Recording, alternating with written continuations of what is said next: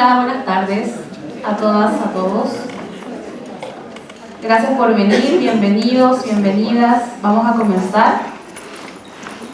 Pero antes les quería pedir si pueden poner sus celulares en silencio o apagarlos para que no nos interrumpan durante el seminario.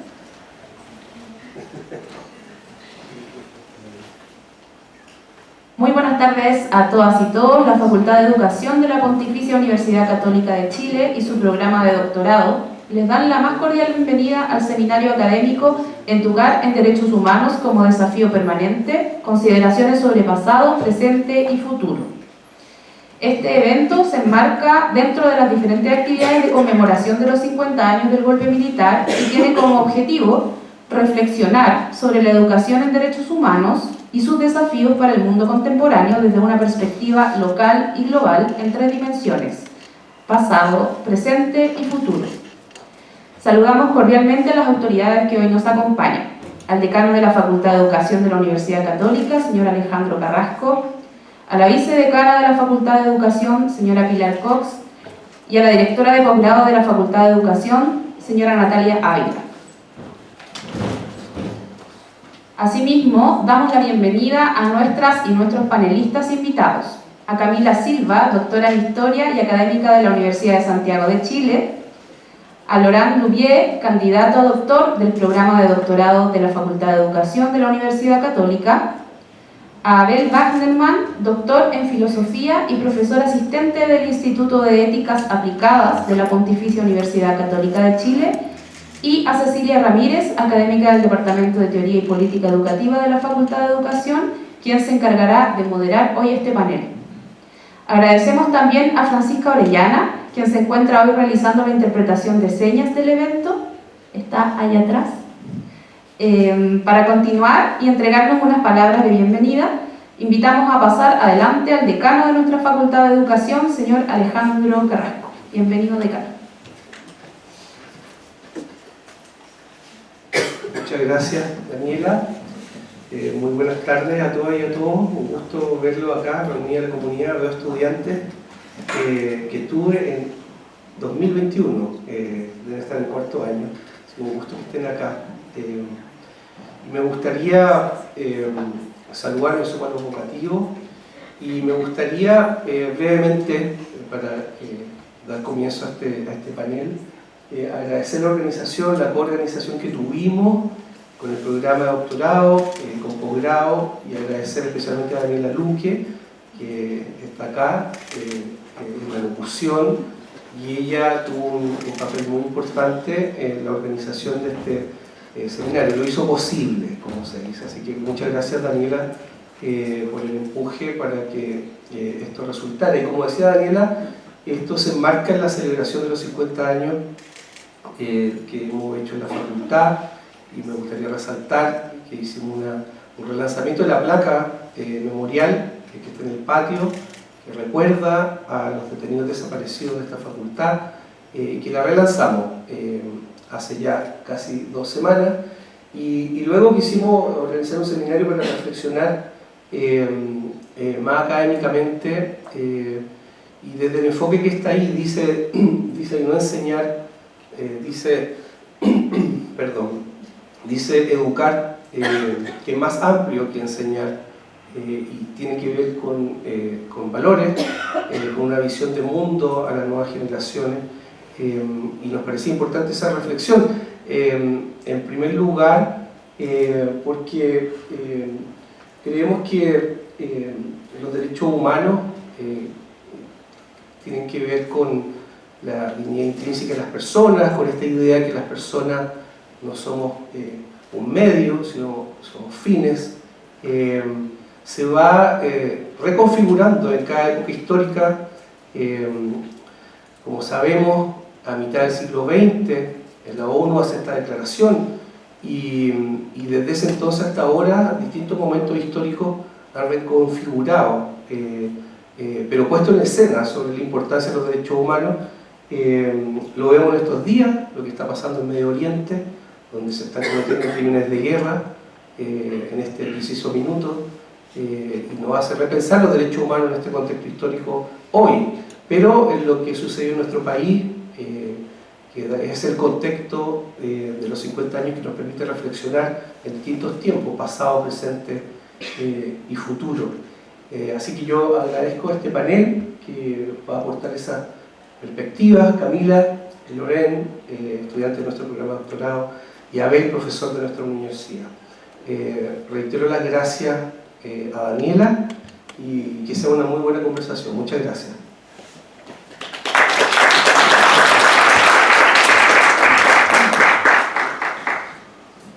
Agradecemos las palabras del decano. A continuación, y para dar comienzo a las diferentes exposiciones, invitamos a pasar adelante a nuestras y nuestros panelistas. Asimismo, damos la bienvenida a la profesora Cecilia Ramírez, quien se encargará de moderar este panel. De acá en adelante toma el liderazgo Cecilia, pero solamente para indicar que en términos de participación van a haber dos modalidades. Les vamos a entregar hojas a las personas que quieran escribir sus preguntas para entregárselas a Cecilia, y también que si tenemos tiempo va a haber un espacio para dialogar en forma oral si es que tienen alguna otra pregunta.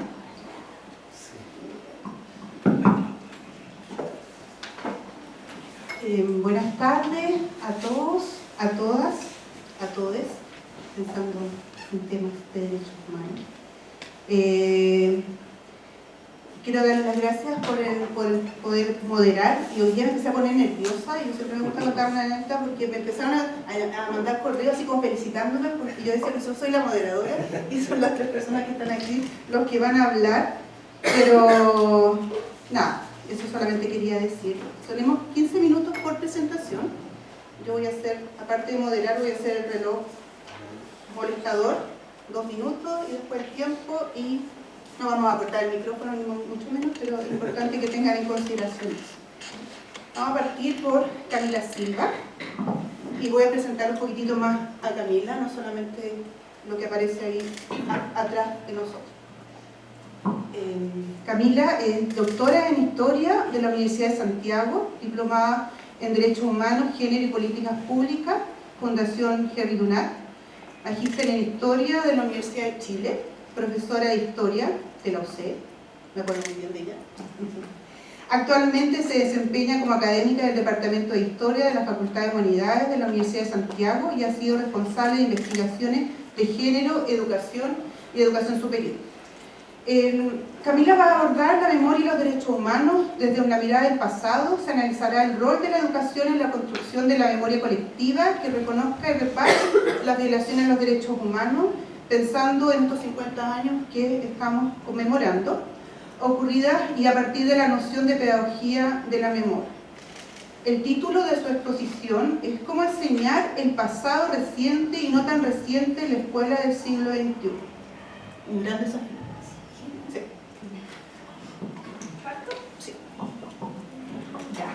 Muchas gracias por la presentación. Es una alegría volver porque no venía hace un montón de años aquí de donde me titulé de profesora.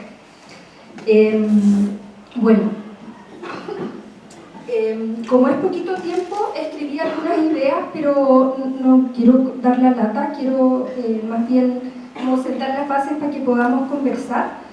Y frente a esta tarea de enfocar la educación en derechos humanos respecto a esa primera dimensión que es la enseñanza del pasado, quería hacer una especie de préstamo a una película chilena de la directora Claudia Guayquinilla que se llama Mis hermanos sueñan despiertos, del año 2021. Y es una película que relata la historia de 2 hermanos que viven en una residencia del Estado, Sename, como es conocido habitualmente. Y en ese escenario de profunda restricción de su interacción cotidiana como adolescente, hay un personaje muy bellamente construido, que es la profesora. La profesora en esa película se llama Ana, y es quien se encarga semana a semana de invitar a estos adolescentes a un taller artístico donde trabajan particularmente la fotografía. Entonces, a mí me parece que esta escena Sirve muy bien para pensar la educación en derechos humanos, por medio de dar una vuelta, ¿cierto?, a estas acciones o prácticas que existen detrás de esta figura de la máquina fotográfica. Entonces yo pensaba en las figuras de enfocar, registrar y transformar, que es algo que hacen los jóvenes en esta película con la cámara de foto. Entonces, en primer lugar, al hablar de enfocar, creo que aquí probablemente muchos sabemos que la educación en derechos humanos hoy en día es considerada un enfoque educativo que atraviesa la enseñanza de distintas disciplinas y distintos ámbitos del quehacer pedagógico, pero además es un derecho. En tanto enfoque, ¿cierto?, sirve para construir un paradigma que nos permite ver, analizar, transformar y cuestionar algunos elementos de la realidad en torno a esta categoría ético-política que son los derechos humanos y que se caracterizan por nunca estar del todo realizados, por tener una cierta dimensión utópica que si bien puede resultar frustrante a veces para los estudiantes cuando uno enseña derechos humanos y siempre está ese cuestionamiento de que bien suena en el papel, pero que lejos estamos en la realidad de vivir en una sociedad donde se gocen plenamente los derechos humanos. Pero ahí quizás vale recordar lo que planteaba Norbert Lechner, de que al ser una categoría política nos ayudan a pensar la realidad. Entonces van a operar o va a operar la educación en derechos humanos como una especie de marco que nos va a permitir enfocar diversos problemas de la realidad educativa, de la realidad de los jóvenes y de la realidad histórica de nuestra sociedad, de ese pasado, como decía Dani en la invitación a participar hoy día, un pasado que es lejano, pero que también es muy reciente, muy presente, y que finalmente es lo que va a permitir educar a la ciudadanía, a los niños, niñas y adolescentes en este ejercicio de ir entendiendo la dignidad como un eje central del quehacer educativo y de la comprensión de lo que somos como sociedad. Entonces, en América Latina, ese ejercicio ha estado caracterizado por situarse en un campo de conflicto, que ha sido llamado por distintos autores como un campo de confrontación o de batallas de memoria, como lo señaló María Angélica Illanes, y que está constantemente actualizándose porque las nuevas generaciones preguntan y dan nuevos sentidos desde su propio lugar histórico, como señala Elizabeth Yerro. En ese contexto es que hay que entender que en América Latina, al emerger en un contexto de crisis, de violencia de Estado en contra de la ciudadanía, la educación en derechos humanos está estrechamente vinculada al conflicto. Y el conflicto es algo que puede ser muy difícil de gestionar en la escuela. En relación a eso, a mí me parece que para entender mejor desde dónde situar este ejercicio, bien viene entender la educación en derechos humanos como una de las prácticas que se realizan en el campo de la justicia transicional, que ha sido definida como toda la gama de procesos y mecanismos relacionados con el intento de una sociedad de asumir el legado de las violaciones y abusos pasados a gran escala para garantizar la rendición de cuentas, hacer justicia y lograr la reconciliación.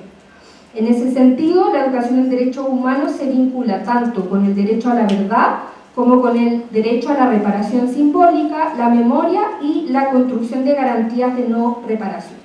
Acá es muy importante entender que el derecho a la verdad tiene una doble dimensión.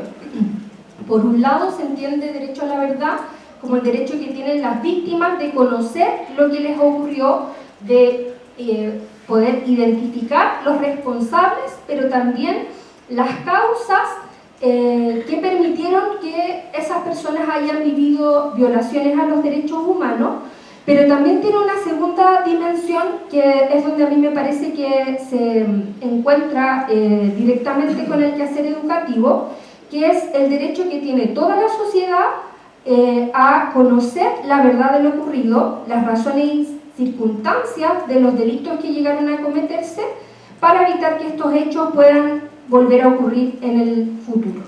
En ese sentido, la educación y las prácticas educativas intra y extraescolares tienen un rol fundamental en la construcción de garantías de no repetición, toda vez que no solo estamos pensando en la necesidad de que los agentes del Estado se eduquen para no volver a cometer delitos contra las personas que ejercen sus derechos, sino que también la ciudadanía y todas las personas, sin importar en qué trabajen, dónde viven o cuáles son sus circunstancias particulares, conozcan sus derechos y estén habilitados para ejercerlos. Y en segundo y último lugar, para no pasarme del tiempo, y volviendo un poco a esta imagen de la película que yo les contaba, el derecho a aparecer, ¿cierto? En la película hay una escena como muy bella en que la profesora de este taller de artes hace que los chicos se tomen fotos, no sé si alguien la vio, pero espero dejarlos entusiasmados. Hace que se tomen fotos y a la sesión siguiente le trae las fotos e invita a los jóvenes a intervenir esas fotografías. Y es un ejercicio muy difícil porque son chicos como con muchas dificultades también como para expresar sus afectos, pero la profesora hace una excelente mediación. Entonces, pensaba en esta figura en relación al derecho a aparecer, ¿cierto? Que es un concepto trabajado por Judith Butler. Estamos como muy familiarizados en relación a la dictadura, con pensar algunas categorías que se tienden a naturalizar, pero que vale la pena dar una vuelta. Por ejemplo, la categoría de desaparecido, ¿cierto? Se dice por ahí que tiene un carácter como muy latinoamericano en términos de categoría para explicar el fenómeno de la desaparición forzosa, y forma parte también de una suerte como de abecedario que quienes nacimos y crecimos en dictadura aprendimos como muy penosamente. Y al mismo tiempo, si uno mira en perspectiva histórica la escuela en los años 90, en los años 2000, tanto en su dimensión curricular como en las prácticas y el discurso pedagógico, la palabra desaparición, desaparecido, formaba parte de una suerte de universo semántico de difícil enunciación en la sala de clase, que se hablaba bajito, que se hablaba en las conversaciones, y muchos profesores narran haber tenido situaciones complejas por haber traído estos temas a la sala de clase. Entonces, el derecho a aparecer surge acá como el derecho a ser nombrado, el derecho a nombrar y el derecho a que como sociedad seamos capaces de enfrentar el horror, de conocer la verdad para evitar su repetición y también reparar a las generaciones tanto de descendientes de víctimas que habitan hoy día en nuestras escuelas y además, como me sugería Dani, también la dimensión víctima es una categoría que está constantemente actualizándose, toda vez que vivimos en nuestro país una serie de conflictos en los que ¿cierto? El Estado ha ejercido su fuerza a veces indebidamente contra la ciudadanía. Hay que pensar, por ejemplo, en los más de 2.000 niños, niñas y adolescentes que fueron víctimas de violencia institucional en el contexto del estallido social. Entonces, en relación a estas víctimas que habitan nuestras escuelas, que no necesariamente han tenido ese derecho a aparecer en el escenario de lo enunciable, en el debate público, pero además considerando la existencia de nuevas víctimas que se producen en toda sociedad desigual, es que resulta muy sugerente pensar en que la educación en derechos humanos puede ser un contexto que habilite la aparición en el debate público, en la convivencia democrática de algunos sujetos excluidos o que han vivido una situación de victimización por parte del Estado. Siguiendo a Butler, podría decirse que, cito ahora, estar excluido del espacio de aparición, estar excluido de la pertenencia a la comunidad que ha originado ese espacio, es estar privado del derecho a tener derechos. El más fundamental de los derechos según Arendt. La acción plural y pública es el ejercicio del derecho a ser parte de esa comunidad. Entonces, para cerrar, pensar también en qué fisuras del espacio público pueden ser completadas, nutridas o pueden ser caminos para entrar a la escuela a partir de la reflexión de estos conflictos que están incesantemente apareciendo en el espacio público. Y para cerrar, una reflexión respecto a la educación en derechos humanos, que creo que también es muy fundamental resguardar o garantizar ciertos espacios de contención y de condiciones materiales de trabajo del profesorado, de tal modo que educar en derechos humanos, hablar de temas controversiales, hablar de violencia de Estado, hablar de detenidos desaparecidos o de sujetos vulnerados, no sea algo que tenga que ser asumido como un costo por los profesores.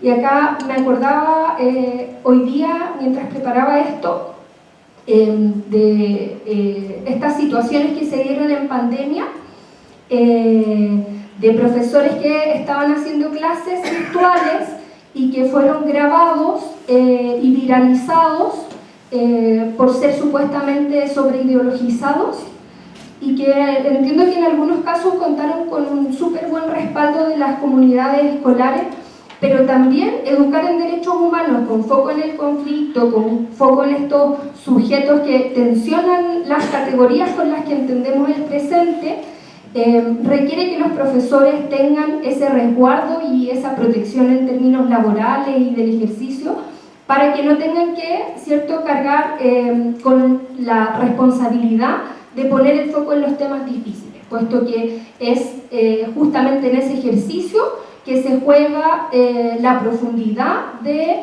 la construcción de sociedades democráticas, en esa capacidad de que en la escuela y en todos los espacios se puedan confrontar estos problemas, analizar por el derecho a la verdad, por el derecho a la memoria y por la necesidad de construir sociedades capaces de entenderse. Eso, muchas gracias. Muchas gracias, Camila.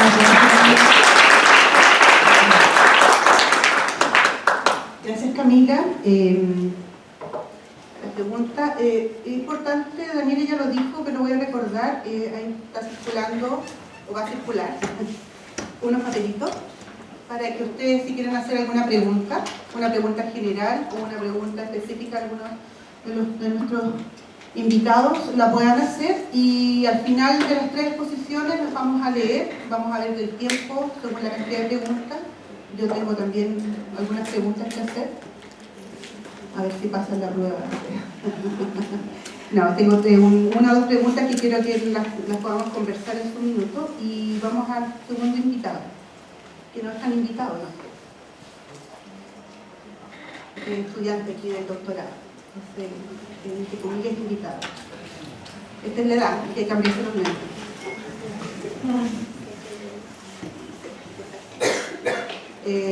Loren es psicólogo de la Universidad de Concepción, magíster en Psicología Educacional de la Universidad de Chile.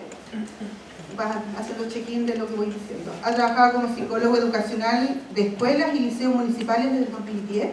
Investiga sobre la formación docente en el ámbito de la convivencia escolar democrática y actualmente está en su 3er año del programa de doctorado aquí de la Universidad Católica y de la Facultad de Educación, y investiga acerca de la formación docente para la educación moral democrática en Chile. Un poco es el concepto del presente, pensando un poco en el presente de los profesores o en el presente con respecto a temas de hoy en día, pensando en el título de nuestro seminario.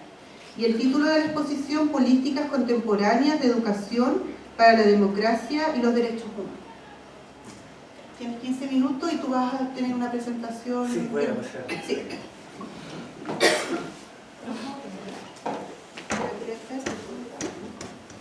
Sí. ¿Aló?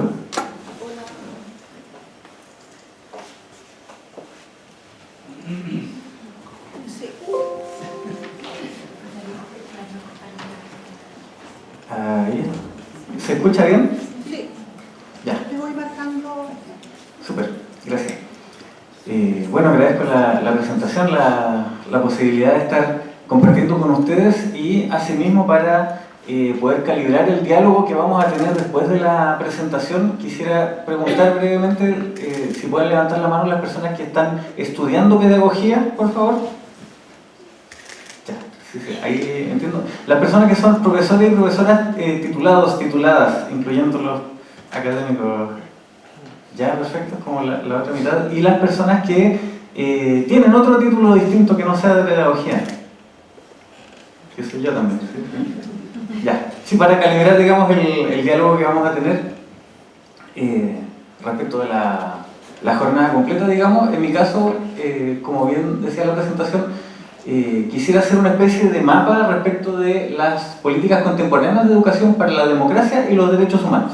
La idea es poder introducir estas temáticas que son tan amplias que cada una de las diapos que voy a colocar es un tema en sí mismo y se podrá ir profundizando, digamos, en el momento de diálogo, pero lo que me interesa, como digo, es trazar este mapa para que podamos conversar todos dentro de él.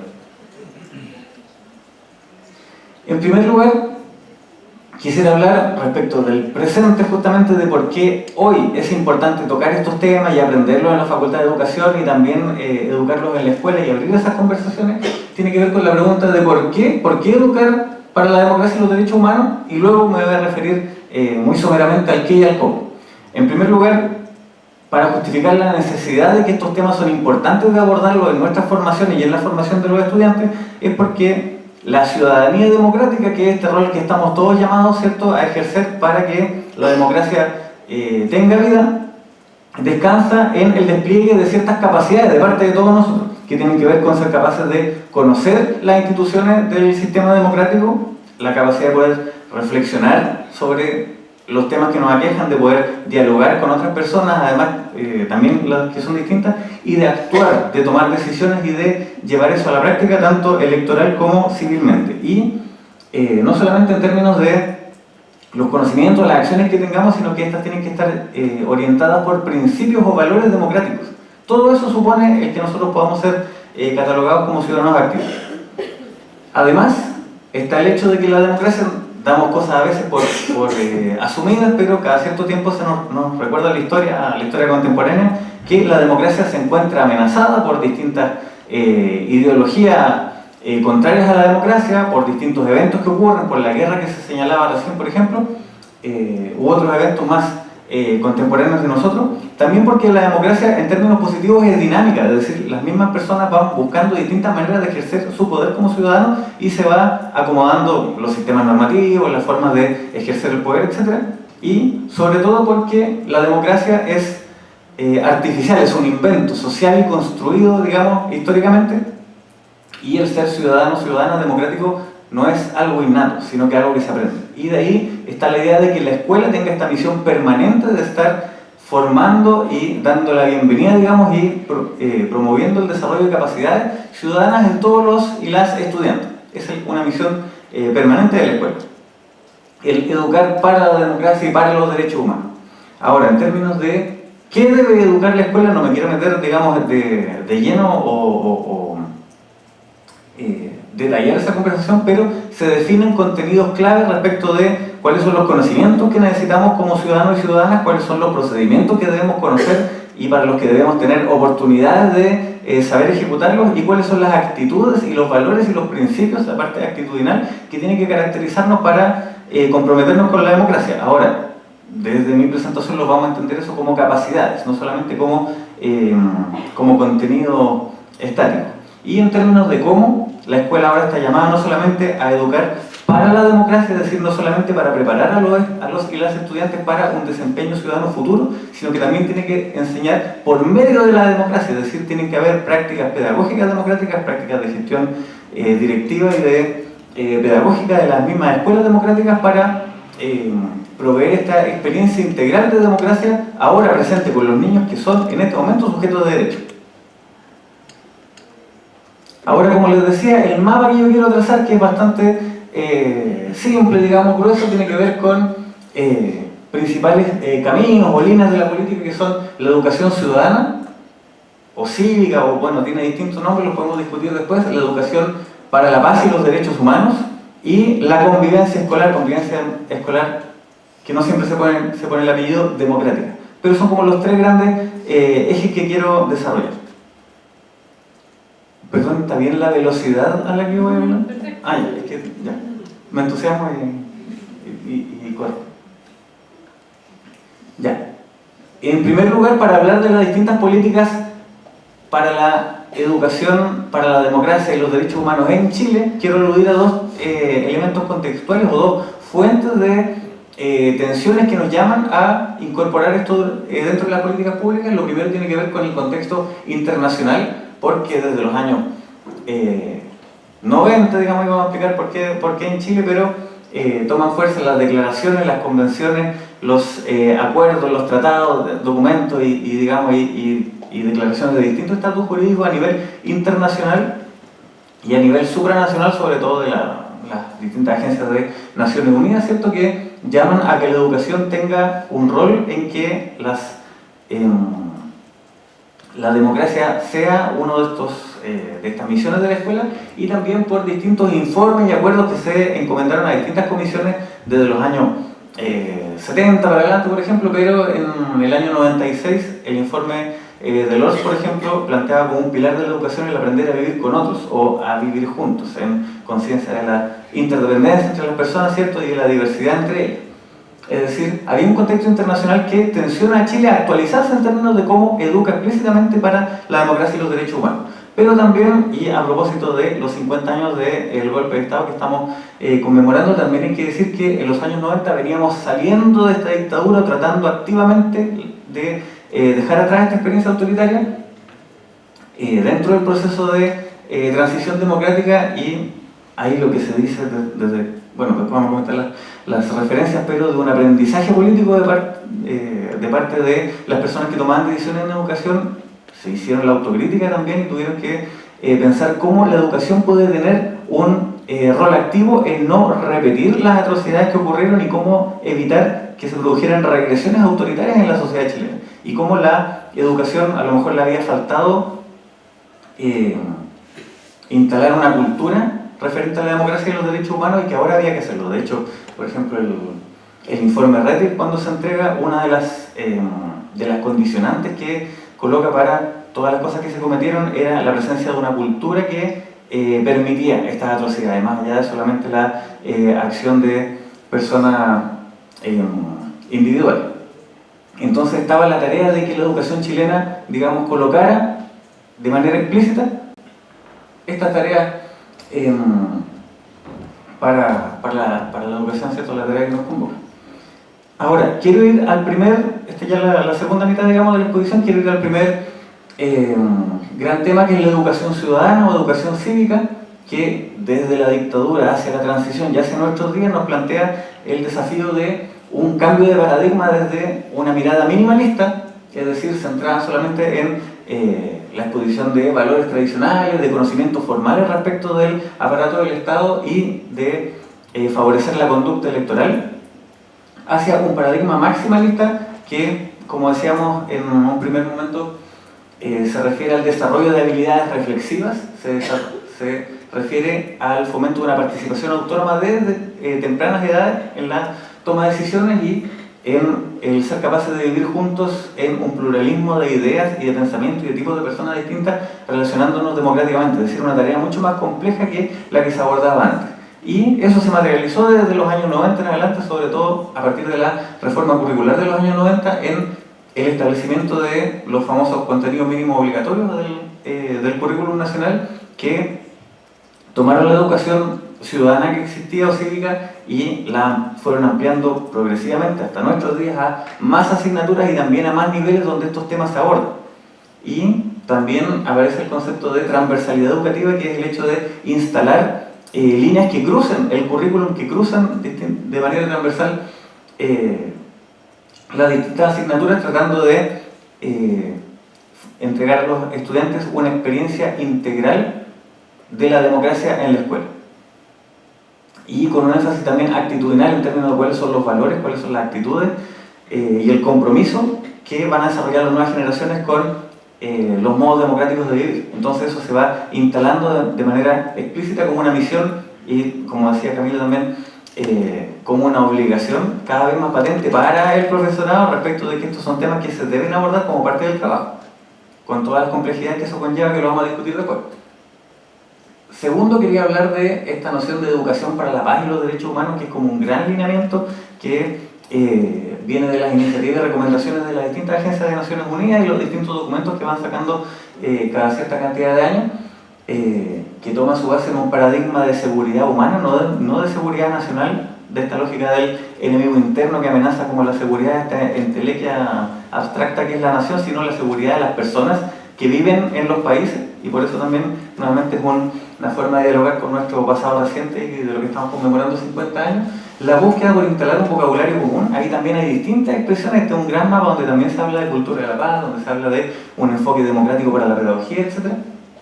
Y son iniciativas que, como les digo, desde niveles supranacionales intentan generar indicadores para comparar entre países respecto de cómo estamos con estas temáticas, y también tratan de hacer dialogar experiencias de distintos países porque cada uno tiene su propio contexto. En el caso latinoamericano son comunes las dictaduras, las desapariciones, la violencia permanente, los conflictos ligados a las drogas, etc. Entonces, este es un desafío permanente y el énfasis de este lenguaje, digamos, de este marco, está en los marcos normativos y las políticas públicas de los países. Es decir, la idea es ver cómo cada uno de los países en su legislación está tratando de instalar estos grandes temas, que van a tener una traducción en la escuela que va a ser una tarea para todos nosotros. Y, por último, quería hablar de la convivencia escolar, que a veces se tiende a dejar más de lado o no relacionar directamente con la educación para la democracia y los derechos humanos, pero hay que pensar que la instalación de la convivencia escolar y de tareas asociadas y de indicadores asociados a la evaluación de esa convivencia o de enseñar a convivir, que ahí conectamos con aprender a vivir juntos, aprender a vivir con otros, que también se enseña, que no es innato, nace este énfasis del hecho de que esta separación entre contenido mínimo obligatorio y objetivos fundamentales transversales hubiera generado un énfasis en los primeros, en el medio en los segundos, que uno eran instrumentales, los otros relacionales. Y también, recuerdan ustedes, en contexto de movilizaciones estudiantiles y políticas de los años 2000, también se fue ampliando la discusión en la sociedad, digamos, sobre el concepto de calidad educativa para incorporar otros elementos que no solamente fueran aquellos medidos por pruebas estandarizadas, sino que tuvieran que ver con la manera en que nos relacionamos de manera ciudadana. Y por eso se van creando en los últimos 10 años, los últimos 15 años ha sido una década muy intensa en el tema de la convivencia escolar con apellido democrática, por la aparición y la promulgación, digamos, de estos indicadores de desarrollo personal y social que nos ayudan a ver si cada escuela está cumpliendo la misión de la que hablábamos en estos términos también, no solamente en los conocimientos asociados a la disciplina. Está las sucesivas versiones de las políticas nacionales de convivencia escolar que ayudan a marcar como una hoja de ruta para el trabajo en cada uno de los colegios. Está la ley sobre violencia escolar que tipifica, por ejemplo, ciertas conductas que antes se asumían como violencia y también como se constituye como una herramienta para defender derechos dentro de los establecimienlos. Y también se van creando estándares asociados a roles. Por ejemplo, se esperan ahora ciertas cosas en términos de convivencia democrática de parte de los y las profesores, de parte de los y las directivos, etcétera, a partir de distintos elementos que se han ido, marcos normativos e instrumentos que se han ido creando. Entonces, ahora sí, para terminar, como me quedan sí creo que alcanzo a hacerlo en 60 segundos, hablar de desafíos para el sistema educativo chileno respecto de estos tres mismos grandes áreas del mapa que mostré. Podía hablar de debilidades y luego desafíos, pero preferí colocarlo todo en positivo, primero en términos de la educación ciudadana, y ahí también entiendo que, o sea, asumo de partida que hay otros acá presentes más expertos que yo en el tema, pero quería solamente dejar plantear la discusión, que está siempre la tensión por trascender subsectores específicos, es decir, que estos temas en la escuela en la que todos participamos o vamos a trabajar están relegados a los profesores de historia, profesores de filosofía, profesores de literatura, etcétera, se tiene que expandir. Segundo, tiene que trascender los conocimientos formales para ir a la experiencia integral de la escuela, y también hay que buscar la coherencia entre los objetivos y los métodos, es decir, si queremos enseñar para la democracia y los derechos humanos, tiene que ser con métodos y teorías pedagógicas acordes con eso, en vez de que haya una disonancia, ¿cierto?, entre lo que enseñamos y la manera en que lo hacemos. En términos de la educación para la paz y los derechos humanos, como les decía, como es un enfoque mucho más amplio en términos internacionales, tiene el desafío de dialogar con la legislación interna de cada país. Es importante que se sensibilicen las autoridades, no solamente del país, sino las autoridades de las facultades de educación y los formadores de docentes desde sus posiciones de poder, de que este tema es importante de ser tratado y tiene que incorporarse dentro de la formación profesional, porque es un tema que, bueno, algunos de los que estamos acá estudiamos el hecho de cómo esto va tomando fuerza dentro de las mallas de pedagogía, por ejemplo. Y por último, respecto de la convivencia escolar, quería decir que quedan como desafío el trascender su carácter instrumental, es decir, no solamente tenemos que llevarnos bien para que se produzcan los aprendizajes de otros subsectores que se van a medir en el CIMSE, sino que es un fin en sí mismo en términos de crear una sociedad y una convivencia democrática en la escuela, y trascender también, superar el énfasis psicológico individual respecto de que los problemas, la idea de que los problemas asociados a la violencia o al no saber compartir con otros tienen que ver con la falta de capacidades individuales, sino con la cultura que se quiere instalar dentro de los establecimientos. Muchas gracias.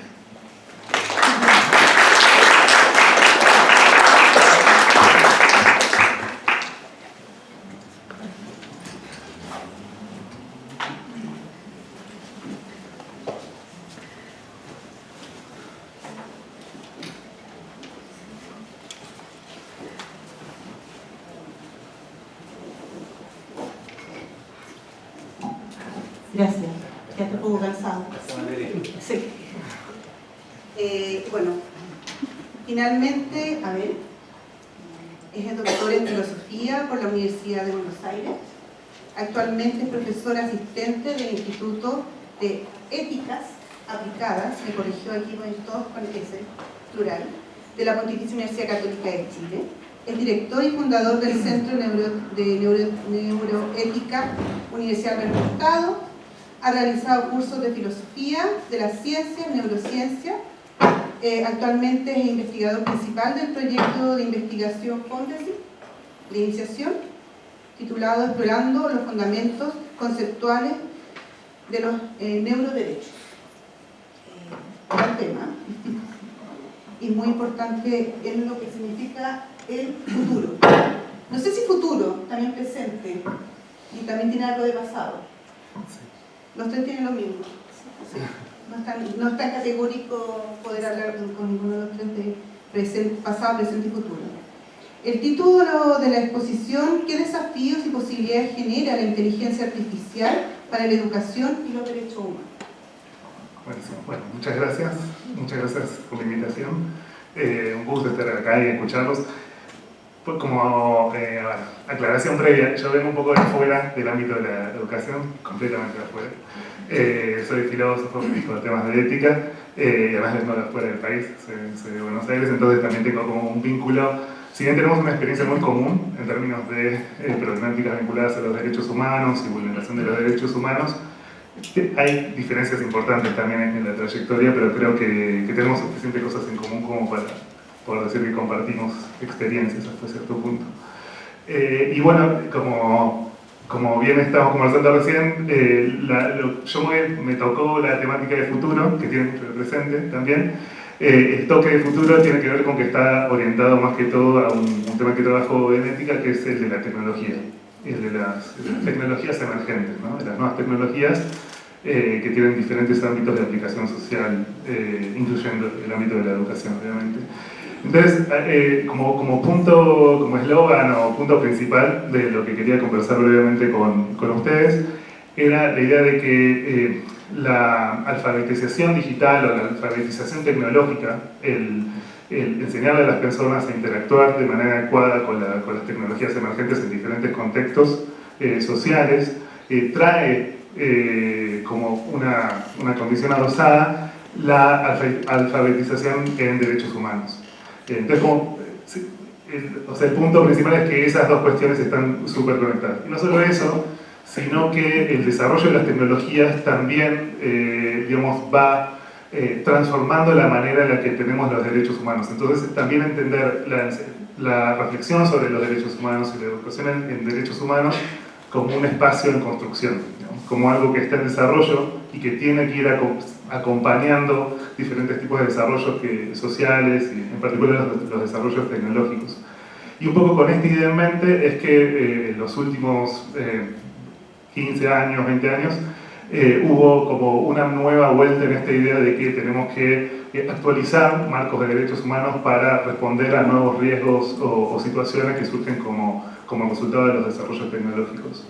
Ahí pues, se ha hablado mucho en la prensa sobre el tema del neuroderecho, pero antes de decir algo sobre eso, hay otro tipo de tecnologías que son mucho más ubicuas, digamos, en diferentes contextos, incluyendo los educacionales, que son las tecnologías digitales y la inteligencia artificial, que es de lo que está hablando todo el mundo hoy en día. Justo en este momento se está desarrollando una legislación nacional respecto de inteligencia artificial. Ya un primer borrador pasó de diputados a ser discutido por los senadores. Y desde el Senado se convocó un grupo de expertos aquí en Chile como para reflexionar sobre, digamos, cuáles serían los baches o los agujeros desde el punto de vista regulativo y de derechos que tenemos para abordar los riesgos que involucran estas tecnologías. Entonces, para decir dos palabras respecto de en qué consisten o cuáles son las preocupaciones principales, la legislación que se está desarrollando en Chile es un poco un espejo de la legislación que se desarrolló en la Unión Europea. Y en esta legislación hay dos figuras que me parece que son interesantes para entender de qué estamos hablando, digamos. Más allá de cuestiones de inteligencia artificial, cuál es la preocupación que tienen muchas de las personas que están reflexionando sobre este tipo de cosas. Hay dos figuras. Una es la del sistema, lo que se llama en la legislación europea, sistema de reconocimiento de emociones, que básicamente, emociones por un poco acotado, pero básicamente es el uso de inteligencia artificial para construir perfiles psicológicos de las personas y detectar diferentes procesos mentales que pueden ser a nivel de emoción, intenciones, creencias, etc. Y otro es la figura de sistema de categorización biométrica, que es básicamente el uso de inteligencia artificial para analizar nuestra conducta en el mundo real o en el mundo digital y sobre la base de la cual poder determinar ciertas categorías, digamos, hacer ciertos perfiles que tengan que ver con nuestra orientación política, sexual, edad, etnia, etc., sobre la base de este tipo de conductas. Y más allá de cuestiones vinculadas, no sé, por ejemplo, al derecho a la privacidad o a la identidad, que pueden ser problemáticas vinculadas a esos derechos que pueden involucrar estas tecnologías, por el tipo de información acerca de nosotros a las que les dan acceso, hay una cuestión central que es la aplicación de estas tecnologías para influir sobre la conducta humana de maneras positivas, por ejemplo en contextos educativos o en otros contextos laborales también. Acá en Chile, hasta donde se ha aplicado más que todo en contextos laborales, las tecnologías de las que voy a hablar ahora, sino para influir sobre la conducta humana sobre la base del conocimiento que tenemos sobre las personas, ¿no? Y casos típicos que probablemente habrán escuchado hablar, que es donde justamente se ponen en riesgo valores democráticos, como tiene que ver con la pluralidad. Habrán escuchado hablar del escándalo de Cambridge Analytica, donde se supone que hay empresas de minería de datos que pueden generar formas de influir en contextos de toma de decisiones colectivas que son socialmente relevantes, como una elección presidencial o un plebiscito constitucional, donde, digamos, se usa el conocimiento acerca de las personas para influir para polarizar las opiniones o para llevar la opinión pública en cierta dirección, en cierta otra dirección, y dañar de alguna manera lo que estaban hablando antes respecto de las capacidades para la convivencia democrática, para el debate, para la aceptación de otros puntos de vista y todo este tipo de capacidades que queremos fomentar en las personas en términos de valores democráticos, ¿no? Y otro, bueno, entonces toda esta discusión está teniendo lugar ahora en torno a el uso de inteligencia artificial en todo tipo de contextos educacionales, laborales, militares, obviamente. Y hay otro tipo de tecnología que es clave, digamos, que todavía está mucho menos difundida desde el punto de vista social, que son las neurotecnologías, que básicamente también tienen estas dos capacidades de lectura, si se quiere, y de escritura, en el sentido de interpretar la conducta humana e influir sobre la conducta humana, pero que influencian a las personas de manera directa. Y esa es una cuestión clave, porque ahí es donde muchos neurocientíficos, expertos en derecho, filósofas, creyeron que tanto la inteligencia artificial como la neurotecnología meritaba o digamos, introducían ciertos riesgos que no son considerados por los instrumentos actuales en materia de derechos humanos. Entonces, la neurotecnología lo que tiene básicamente es, por ejemplo, en el caso de lo que estábamos hablando antes, de conocer la mente humana usando neurotecnología, una de las neurotecnologías actuales no pueden hacer exactamente esto, pero básicamente uno de los peligros es que las personas que usan neurotecnología en contextos educacionales o laborales puedan acceder a los procesos mentales, a las emociones, intenciones, creencias, etc., sin la mediación de la conducta. Fíjense que las tecnologías que tenemos ahora, inteligencia artificial, acceden a aspectos de nuestra psique por medio de la interpretación de lo que hacemos en las redes sociales, por ejemplo, ¿no?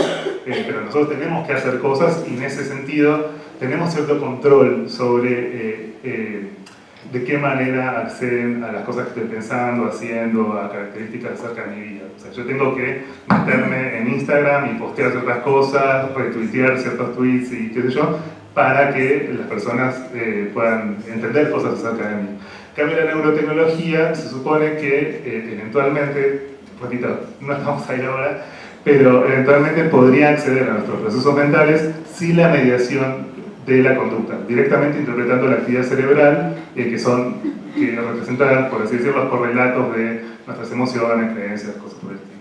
Entonces, ahí hay una cuestión adicional respecto de la vulneración de la privacidad que no existe ni siquiera con la inteligencia artificial. Y la otra cuestión tiene que ver con ¿estamos? Y la otra cuestión tiene que ver con estas neurotecnologías de escritura, que tienen que influenciar la conducta.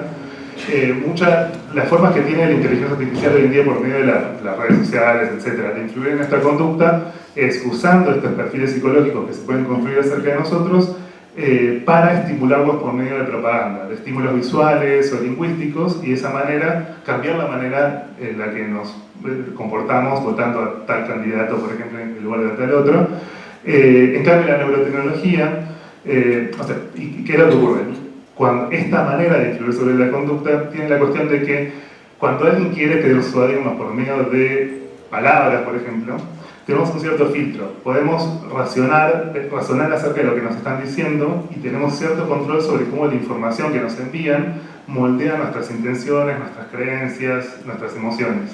En cambio, la neurotecnología se supone que al influir directamente sobre el cerebro, modifica estos mismos estados mentales sin que tengamos oportunidad de aplicar este filtro racional, que es clave y que justamente es algo de lo que se nos puede educar. Digamos. Cuando nos alfabetizan digitalmente se nos explica, por ejemplo, de qué manera funcionan todas estas tecnologías por medio de las cuales nos pueden influir nuestra opinión, aprendemos a chequear noticias o a evadir fake news o cosas por el estilo, que son cosas que no podríamos hacer en el caso de la neurotecnología porque, digamos, nos están influyendo no por medio de información o un discurso, digamos, de la manera usual, sino directamente por medio de la estimulación cerebral. Y esto parece muy distópico, pero son tecnologías que ya están en el mercado. Uno se mete en, no sé, en en cualquiera de estas plataformas, digamos, de estas empresas, y son tecnologías que no es como el chip de Elon Musk, sino que son tecnologías no invasivas, que uno puede comprar sin ningún tipo de receta médica en el mercado y llevarlas y aplicarlas en diferentes tipos de contextos. Entonces, para darles un ejemplo chiquito y después digo 2 palabras sobre el tema de qué implica eso en términos de derechos humanos. Un ejemplo bajado del contexto educacional, en China hay un colegio de educación primaria, básica, gracias, tengo que traducirla ante el argentino en chileno, la educación básica, y se está tratando de implementar en otros países, pero básicamente se usa unas especies de cintillos del electroencefalograma para detectar los niveles de atención, de concentración o de interés en chicos.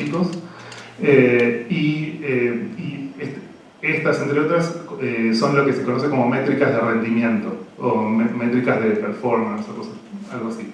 Y digamos, la idea es que, la manera en la que se está aplicando este tipo de tecnologías tiene que ver con que se le genera una puntuación a cada uno de los chicos respecto del grado de atención que logran mantener durante la clase, y consecuentemente los padres y los profesores los premian o los castigan, y eso supone que tiene que mejorar la capacidad de los chicos de ser conscientes de la modulación de su atención y mejorar sus esfuerzos por atender más en clase, cosas por el estilo.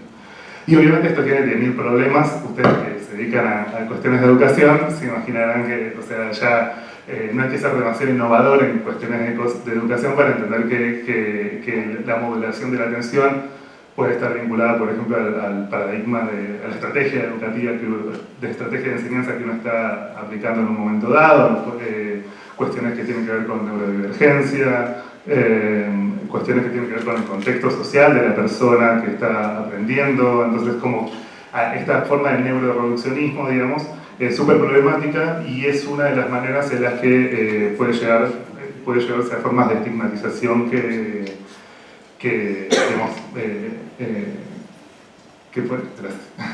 formas de estigmatización que ya están, que ya se están dando, en contextos educativos. Entonces, en términos del futuro de los derechos humanos, yo les voy a mencionar solamente 3 conceptos que se están trabajando a nivel de normativas vinculadas a neurotecnología y a tecnologías digitales. Uno tiene que ver con el concepto de privacidad mental. Y acá, imagínense que son un estudiante metido en un aula que le están monitoreando los estados mentales, emoción, atención, etc. Y hay una cuestión clave ahí que tiene que ver con que el espacio mental, por eso solamente voy a mencionar esto y después de la conversación podemos hablar de otros.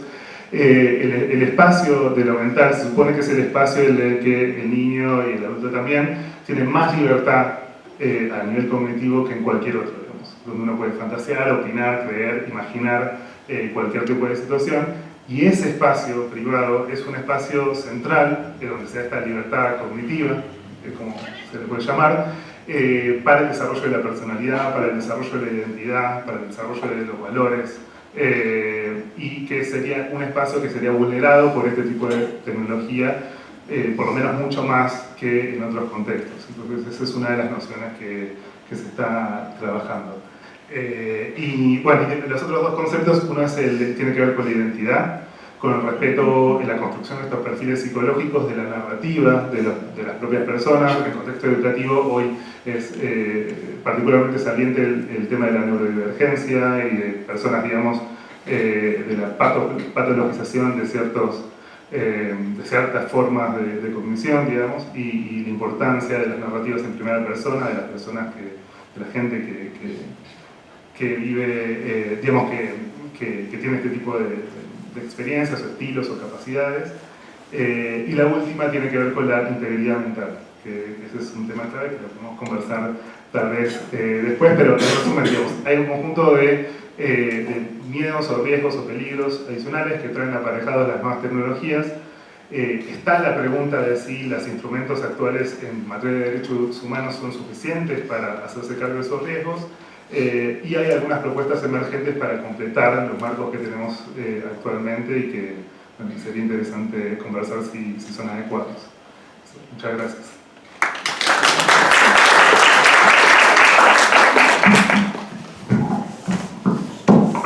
Gracias, Abel. Antes de partir con algunas preguntas que ya nos han hecho ustedes, y van a ir como ordenando también las preguntas antes de presentárselas, voy a hacer 3 preguntas, una cada uno cortita, pero la idea es que podamos también dialogar en relación, a lo mejor si pueden, si alguna quiere también comentarla, especialmente porque yo trabajo en un curso que trabajamos con el tema de derechos humanos y todo el tema de sitios de memoria, con estudiantes especialmente de educación de párvulo, pero también estudiantes de toda la universidad. Y hemos conversado harto con varias cosas que se plantean, el tema de cómo trabajar los derechos humanos, cómo trabajar el tema de lo que se ha visto último tiempo, el negacionismo con respecto también a lo que sucedió hace 50 años atrás. Y también conversando con profesores de un taller hace poco, la mitad de los profesores, eran más de 45 profesores, la mitad no pudieron realizar ninguna actividad en los colegios porque también fueron prohibidas las actividades, y eso me imagino que en el caso de ustedes también, a lo mejor lo conocen. Entonces hay algo que está presente en esta conversación que estamos teniendo, focalizándonos en el tema de los 50 años, en el pasado, presente y futuro. Entonces, y yo creo que los estudiantes que están acá, que estudian educación, que son de la facultad, también buscan como respuesta en ese sentido. Entonces, ¿qué sentido y cómo dar sentido al tema de la violación a los derechos humanos, al tema de los derechos humanos, un poco lo que ustedes han ido conversando, en la escuela de hace 50 años atrás, cuando muchas veces también nos dijeron en algunos minutos, pero si ustedes no lo vivieron, o ya están pasado, o sea, como que hay que vivir otras cosas. Entonces, un poco, hay algo que está en la escuela y que sería interesante como algún comentario de parte de ustedes. Voy a darle a la Camila. Súper interesante el tema. A mí igual me pasa que estoy haciendo en este momento un curso de educación en derechos humanos en la USACH y varios chiquillos contaron que no pudieron realizar actividades en sus colegios, y yo creo que eso es súper representativo también del clima en el que se dio la conmemoración, y el hecho de que no hubo una condena categórica de todos los sectores políticos. Y yo pienso que ese hecho modela también la construcción de un campo que permita la enunciación de esos pasados conflictivos. Entonces, pienso como en esos 50 profes, mis estudiantes de quinto año y seguramente ese escenario como multiplicado en el país de profesores que quizás tenían la intención, los conocimientos, la experiencia, la intencionalidad pedagógica, pero me parece que no hemos conseguido todos los resguardos que requiere un adecuado ejercicio de la pedagogía de la memoria, de la enseñanza del pasado reciente o de la educación en derechos humanos propiamente tal, porque sigue siendo algo muy atravesado por las características contextuales, la intencionalidad que le pongan los profesores y los límites como micropolíticos de los distintos espacios escolares. Estoy pensando en una investigación súper interesante de la Graciela Rubio del año 2021,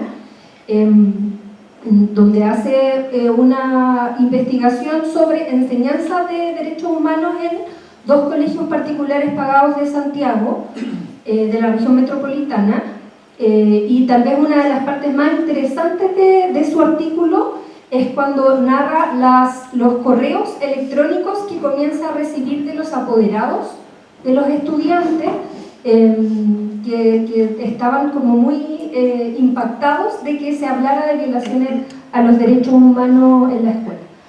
Entonces creo que no es algo que pueda abordarse desde como una causalidad simple, sino que es un problema complejo que tiene que enfrentar la escuela, tienen que enfrentar los profesores, las instituciones que forman profesores, pero también la ciudadanía, que genera ciertas condiciones de posibilidad para que estos temas se hablen. Y yo pienso que hay avances significativos como en el ejercicio del debate democrático en Chile, pero también hay muchas deudas pendientes y creo que legitimar el trabajo docente, esta idea quizás como de la libertad de cátedra, como tan importante en las universidades, en las escuelas a veces es tan difícil. Y eso los estudiantes aún se la cuentan permanentemente y es una deuda tremenda que hace pensar que son 50 años, pero que aún sigue siendo necesario reactivar ese derecho a conocer la verdad al que traté como de referirme cuando me tocó hablar, porque es un derecho que no solo asiste a quienes vivieron esos hechos, como esa dimensión incluso hasta biológica o familiar del ser víctima o hijo de víctima, etc., sino que tiene que ver con una dimensión cívica, de que más allá de si yo viví hechos de violaciones a los derechos humanos o si mis padres o mis abuelos, como persona que vive en sociedad, tengo derecho a saber lo que pasó. Eso puedo decirte, Ceci.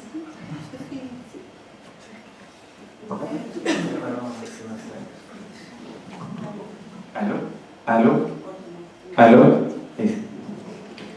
Sí, quisiera comentarlo desde un poco desde la vivencia cotidiana de la escuela, también para dialogar, digamos, con parte del público que tenemos acá, respecto de cuando hablamos de la misión permanente de la escuela de educar en otro tema más, que en este caso es educación en derechos humanos y democracia, en el sentido de que es otra responsabilidad más que se suma a la tarea de los profesores. Y tiende a haber una especie de cliché que es decir, bueno, basta con este tema transversalizarlo, es decir, no solamente ciertos expertos tienen que hablarlo, sino que todas las personas, todos los adultos, sobre todo de los establecimientos, deberían ser capaces de abordar estos temas. Es un poco cliché eso, pero eso tiene ciertos costos en la realidad cotidiana de la escuela y va a parecer que me estoy cambiando de tema, pero no es así. Yo lo recuerdo respecto de iniciativas de educación sexual integral, que también es un derecho, que también es un tema emergente, que también es un tema conflictivo, que también es una temática que al parecer necesita competencias especiales de parte de los docentes. Y aparece siempre, y por eso dialogar harto con lo que decía Camila, aparece siempre la pregunta respecto de la validez, de quién es la voz autorizada para hablar de estos temas, o a partir de qué estudios se abordan estos temas. Entonces los profesores jefes, sobre todo, o los orientadoras, psicólogos, psicólogas, les tocaba abordar esto en sus clases y dicen, pero es que yo no sé, porque a mí yo sé mi asignatura y no me puedo meter en estos temas peleagudos. Que pasa algo parecido con los temas que estamos tratando hoy día. Entonces, no seamos ingenuos respecto de que eso es un poco el cotidiano con el que nos encontramos, pero la voz de esperanza que quiero decir es que, sobre todo para quienes se están preparando en pedagogía, que hay que atreverse a meterse en estos temas, porque los estudiantes no te van a preguntar, profesor, profesora, ¿cuál es la diferencia entre los derechos humanos de tercera y cuarta generación? O preguntas tan técnicas específicas de carácter jurídico, sino que se refiere a vivencias, se refiere a memorias, se refiere a violencias que se están viviendo ahora, se refiere a situaciones de la sala de clase, y uno tiene que tener las herramientas básicas necesarias para intervenir y para ser un adulto que hizo algo al respecto, un adulto que no se quedó callado, un adulto que escuchó, un adulto que citó a las personas que tenían que conversar para abrir los temas. Nos está pidiendo una gran profundidad teórica y técnica. Entonces, ese tipo de competencias sí las podemos desarrollar todos, y es una cosa que toma tiempo, digamos, pero que está a nuestro alcance en las condiciones que ofrece el cotidiano escolar.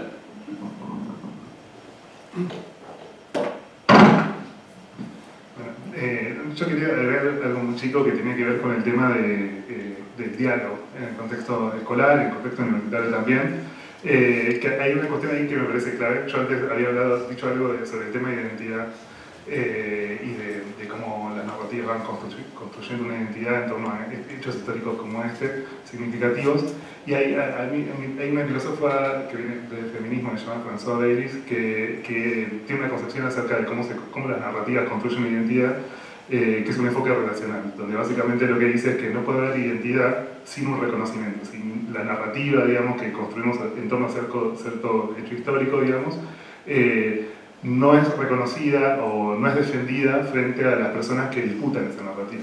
En ese contexto hay algo que me parece clave, que es generar un diálogo que integre una pluralidad de voces, incluyendo las voces que vienen desde las posturas negacionistas, que tanto en Argentina como en Chile no son menores, son enormes, digamos. Entonces, un espacio de discusión y diálogo, que es mucho más difícil ese tipo de discusión, ¿no? Pero un espacio que no incluya, digamos, por lo menos la posibilidad de discutir con las personas que tienen esta perspectiva, que quieren disputar la narrativa, que quiere reivindicar la memoria, la verdad y la justicia. Me parece que es clave, digamos, en ese contexto, no, digamos, tener en cuenta la fuerza y los lugares que ocupan los tipos de discursos negacionistas. Bueno, aquí tengo una pregunta que va para los tres también, que es del público. ¿Qué visión tienen los participantes sobre la relación entre derechos humanos y politización? Y la enseñanza, y ahí viene una pregunta al mismo tiempo, ¿la enseñanza de los derechos humanos implica en el contexto chileno la idea política o asociada a la izquierda? Si ustedes están de acuerdo que es una pregunta, si la enseñanza de los derechos humanos implica en el contexto chileno asociarlo a las ideas de partidos de izquierda, de una mirada política de izquierda o ideologías de izquierda, y esta visión entre derechos humanos y politización. Esa es una pregunta. Después hay una pregunta que te la voy a entregar para ti. No, pero la vas a compartir, es para que la leas. Y vamos con la primera. Entonces, ¿qué visión tienen ustedes sobre el tema de relación entre derechos humanos y politización? Y en el fondo, si también se asocian a las ideas de izquierda. No sé qué quiere partir. Para no siempre estar ahí como... ¿Sí? A ver.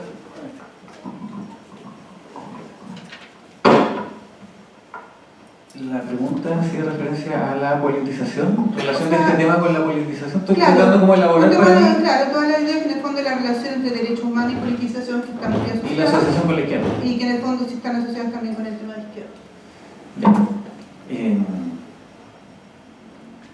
Bueno, podríamos irnos a lo teórico, pero sabemos que esa pregunta viene de un cotidiano también de la escuela, donde uno se encuentra con ese tipo de comentarios que tú hacías referencia a este vocabulario al que, no sé, yo fui niño en los 90, digamos, y estamos hablando de ya pasó mucho tiempo, se hablaba de un tema de los resentidos, también quería decirlo, es una experiencia de muchos, digamos, en la escuela.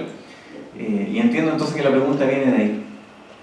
Ahora, sin querer meterme como en el rol de historiador, Camila, pero también en la educación chilena han sido muchos las iniciativas y las políticas públicas por explicitar el carácter político-valórico, digamos, político-moral de la educación en un sentido positivo, en un sentido de tratar de asociar a los niños a valores patrios, a valores respecto de la naturaleza, a valores respecto de la higiene, valores respecto de los símbolos, la historia, etc. Y se han tratado de desarrollar distintas iniciativas de organización, incluso estudiantil, de brigadas de distinto tipo, de los scouts, de las guías, de juventudes de partidos políticos de distintos signos, digamos, en la escuela. Entonces, si nos vamos a la historia, claro, ahí vamos desarmando como esta madeja de si está solamente asociado a la izquierda. Que por una parte sí, pero no es lo único. Ahora hay que entender que sobre todo en estos momentos de convulsión política, de momentos de crisis, momentos de la situación que estamos viviendo en Chile, ahí el autor al que hago referencia es Gert Biesta, que habla de democracia y educación y que se refiere a la importancia de entender la educación para la democracia a partir de estos tres valores que son la libertad, la igualdad y la solidaridad, que es, digamos, francés o francófilo, habla de, claro, solidaridad reemplazando fraternidad como ideales ilustrados, pero los defiende como valores infraestructurales de la democracia, que ocupa esa cita, si no me equivoco, tomado de Arendt, para decir que si no están esas tres, no van a poder emerger otros valores u otros principios u otras conductas asociadas a la democracia pluralista. Es decir, si no hay igualdad de condiciones entre personas que piensan distintos, si no hay una fraternidad o una solidaridad que nos convoque a resolver problemas juntos, o si no hay una libertad para expresar distintos puntos de vista, es un trípode del que se nos cae el esquema de la educación democrática. Entonces, claro, si bien en el contexto cotidiano podemos asociarlo a conversaciones de izquierda, porque la izquierda en general es la víctima sistemática de la situación que estamos conmemorando hoy día, también hay que promover digamos, un contexto de conversación democrática plural.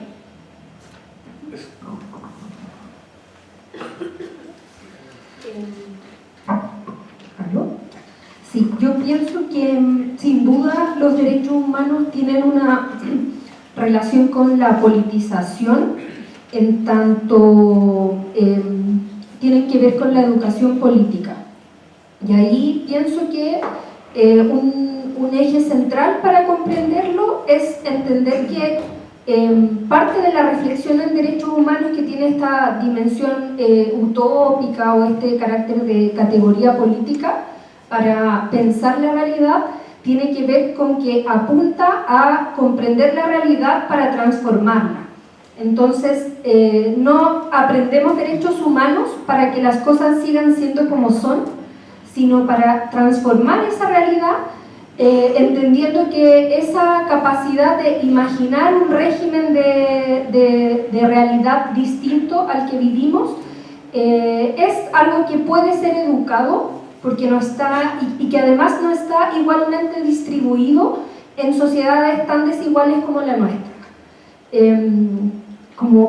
Perdón la referencia, pero pienso, por ejemplo, en esa carta que se viralizó hace un par de años del presidente Boric, dirigida a su curso para que lo volvieran a elegir presidente de curso, no sé si la vieron, y donde hablaba de cuando fuera presidente en el futuro.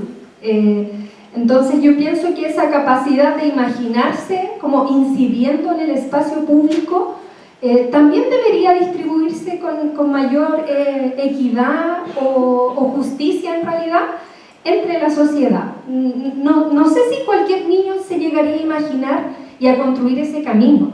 Entonces pienso que hay una relación directa con la politización, en tanto uno de los elementos centrales del para qué, del propósito, del sentido de la educación en derechos humanos es transformar la realidad, como decía una feminista norteamericana que me gusta mucho leer, la Bell Hooks.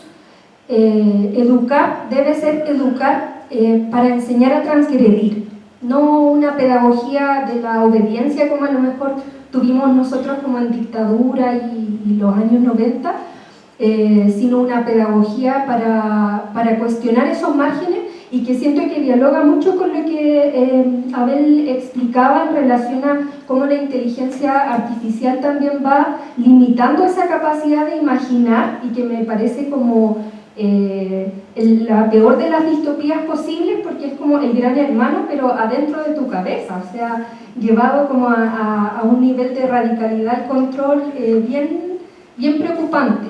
Entonces esa capacidad de imaginar la realidad me hace mucho sentido lo que tú planteabas, de que debe ser también resguardado en tanto derecho ese espacio de libertad que es imaginar, fantasear, divagar, etc. Eso, me puse a divagar, parece. Sí, una palabra sobre el tema. Ese me parece un tema tremendo y dificilísimo, el tema de la politización en el sentido negativo, de ver el tema de derechos humanos como parte de la agenda de la izquierda solamente. Eso en Argentina se da, es tremendo, perdón que autorreferencial, pero es lo que más conozco yo, y no a nivel de escolar o de gente caminando por la calle. O sea, nuestro candidato presidencial de derecha habla, hay una frase, no la voy a decir ahora, pero digamos, básicamente en los discursos oficiales, en los debates presidenciales, se habla de los derechos humanos como parte de la agenda de la izquierda. Y eso para mí es algo súper importante que hay que modificar. Y es obviamente que hay un consenso mínimo en torno a derechos, garantías fundamentales que se puede encontrar. De hecho, las personas que digamos, que defienden el discurso negacionista, se fundamentan sobre la base, no sé, el derecho a la libertad de expresión, o cosas por el estilo que fueron vulneradas durante la dictadura. Entonces, me parece clave tratar de quitarle, digamos, esa connotación a toda la discusión sobre derechos humanos para que podamos avanzar a una conversación transversal, digamos. Nos quedan 5 minutos. 3 me están diciendo aquí, la jefa. Entonces, cada uno tiene un minuto, un poquito más. Tú tienes tu pregunta, ¿vale? La Camila tiene cómo soñarían los cambios y mejoras que requieren las escuelas de formación de policías y militares para la real educación en derechos humanos. Sí, la otra pregunta. Y también, a ver, tiene una pregunta que también es totalmente dirigida a ti, la voy a dirigir a ti y la vamos a dar a la Camila esta pregunta que tiene que ver con las policías y los militares. Entonces, partamos, porque yo te voy a pasar una pregunta, la puedes partir por la lista. ¿Aló? Máximo 2 minutos. Sí. O si no, nos van a alertar. La pregunta dice, hablamos del para la democracia. ¿Cuándo cambiaremos al en? Educar para la democracia por educar en la democracia. Educar para la paz, cambiarla a educar en la paz. Entonces, hubiéramos podido conversar los tres. Respecto a eso, quería decir que es interesante la idea de que el educar en la democracia o el educar en la paz requiere competencia docente, porque así como el ser un ciudadano democrático no es innato, sino algo que se aprende, también el ser un profesor o profesora democrático en su ejercicio también es algo que no es innato y que uno también cuando es profesional no toma solamente de lo que hicieron con uno u otro profesor y profesora, sino que uno tiene que transformar, encontrar, digamos, innovación, como decía Camila, y eso se aprende. Entonces, lo bueno es que hay un montón de, digamos, ideas, iniciativas, corrientes pedagógicas que tratan de democratizar, por una parte, para hablar de escuela democrática, democratizar el currículum, es decir, que hablemos de temas de democracia y que tomemos las decisiones entre todos respecto de cómo vamos a conversar algunos temas y también democratizar la gestión de las escuelas, porque también nosotros como adultos somos un modelo para los estudiantes y también podemos facilitar la oportunidad de ver cómo se da una democracia, digamos, en ejercicio en la escuela.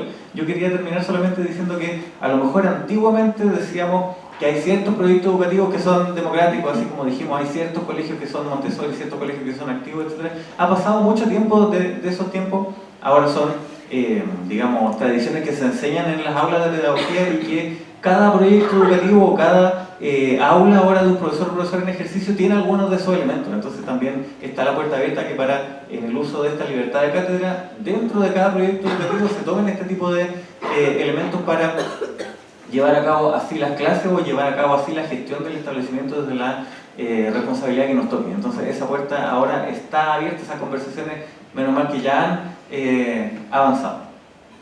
Gracias. A ver, en relación a la pregunta que también hicieron. Sí, bueno, refrescar la pregunta en dos, para hacerlo en cortito y por dar la respuesta rápido, tiene que ver con de qué manera las iniciativas sobre derechos humanos en torno a estas tecnologías emergentes pueden darse de manera que respeten la igualdad y sobre todo teniendo en cuenta personas o comunidades marginadas o vulnerables que no tengan acceso a estas tecnologías. Respecto a eso, uno de los nuevos derechos, digamos, que se está discutiendo, que tan nuevo es, pero tiene que ver con el acceso equitativo el término es a las tecnologías para el aumento o la mejora cognitiva, que básicamente son tecnologías que se usan. Hoy en día, yo me sorprendí de lo común que es en el ámbito universitario aquí en Chile, el uso de ciertos fármacos para aumentar o sostener la atención, para dormir menos o cosas por el estilo. Y la preocupación ahí es que ese tipo de tecnologías, si incluimos neurotecnologías también, puedan generar desigualdades sociales respecto a las personas que pueden y no pueden acceder. Pero hay otra cuestión que me parece que es más fundamental, que es que muchas de estas tecnologías no solamente aumentan las capacidades, sino que pueden transformar ciertas cosas que consideramos fundamentalmente humanas, nuestras emociones, nuestros procesos, cómo nos entendemos, cómo dialogamos, etc. Entonces, más allá de darles acceso a todos por igual, me parece que es mucho más fundamental pensar lo humano, digamos, y de qué tipo de modificaciones, si cualquier cosa está permitida, digamos, o no, digamos.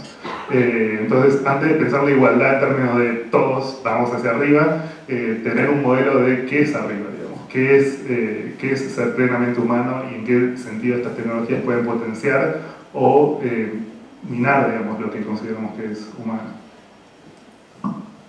Gracias. Ya, a mí me tocó la pregunta de las escuelas de formación de policías y militares. Es un tema muy importante. De hecho, la reforma a las policías es considerada hoy día una de las principales garantías de no repetición y además es uno de los compromisos del Estado ante la Corte Interamericana de Derechos Humanos recientemente en relación al estallido social. Yo pienso que hay 3 puntos para respetar el tiempo. El primero es la democratización del acceso, algo que se abordaba en el borrador de la Convención Constitucional. Lo segundo es la supervisión civil sobre las Fuerzas Armadas y del orden, que es algo que quizás se escapa un poco de lo que estábamos hablando de educación, pero que tiene que ver con algo que es la capacidad de discernimiento ético. Y ahí yo pienso que tanto los policías como todas las personas debemos ser capaces de discernir cuando estamos frente a una situación de abuso de poder. Y eso yo pienso que, por ejemplo, en el contexto del estallido es algo que se vio. Muchos de estos videos ciudadanos tenían ese carácter, ¿cierto? Como de ver que estaba ocurriendo algo incorrecto y actuar con autonomía para intentar incidir en esa realidad, pero sin duda debiese ser algo que se fortalezca en la formación de las personas que están a cargo de la fuerza pública. Creo que es un gran desafío de la democracia pensar en ello, tanto de las policías como de las Fuerzas Armadas. Eso. Gracias, Camila. Bueno, por mi parte, porque todavía falta el cierre, doy las gracias a los 3 por haber participado, por habernos podido escuchar. Un gran tema y grandes temas los que ustedes plantearon para seguir conversando. Y nada, dejamos aquí a la Daniela que nos va a hacer el cierre. Ya estamos en la hora, así que solamente agradecer a Camila, a Lorán, a Abel, a Cecilia por esta conversación que nos han regalado y invitarles a todos los participantes que se quedaron hasta el final a disfrutar de un pequeño coffee break allá afuera para que puedan irse a su casa despiertos. Así que muchas gracias.